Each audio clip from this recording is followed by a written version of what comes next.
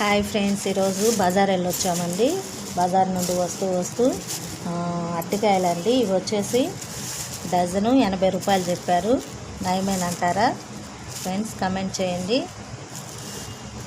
అరటికాయలు అలాగే line dates అండి. ఇవి మంచి క్వాలిటీ, ప్రీమియం క్వాలిటీ అని చెప్పారు. 180 రూపీస్.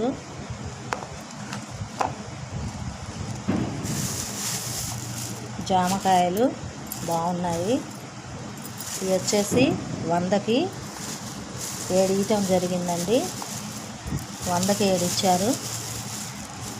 నయమేనంటారా ఫ్రెండ్స్? జామకాయలు అనేక ఔషధ గుణాలు ఉన్నాయి.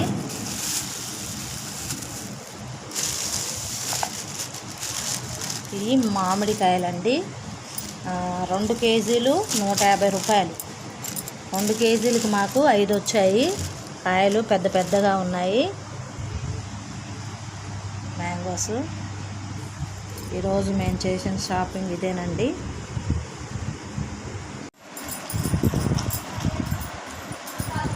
ఫ్రెండ్స్, ఈరోజు మాది పప్పుచారండి.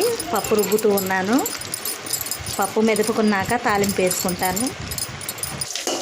ఫ్రెండ్స్, పప్పుచారు తాలింపు కోసము ఎండుమిర్చి, అలాగే పోపు దినుసులు, ఉల్లిపాయ, పెద్దుల్లిపాయ, చిన్నులపాయ వేసాను. బాగా వేగాక కరివేపాకు వేసి పప్పుని తాలింపు వేసుకుందాం. పప్పుచారుని పోపు వేగుతుందండి. పప్పుచారులో వేద్దాం.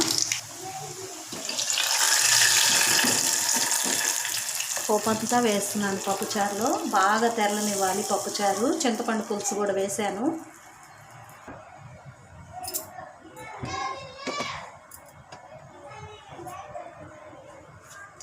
కారం అండి. పప్పుచారులో కాంబినేషన్గా ఇది ఎండు కొబ్బరి, కరివేపాకు, ధనియాలు, జీలకర్ర, బాగా ఎండుమిరపకాయలు వేయించి నూనెలో కొట్టిన కారము, ఉప్పు వేసి సూపర్గా ఉంటుంది.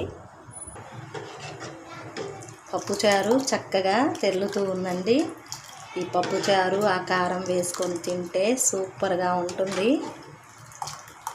ఫ్రెండ్స్, ఇదేమో మార్నింగ్ చేసిన ఉప్మా. పంచదార వేసుకొని తింటాను. సూపర్గా ఉంటుంది.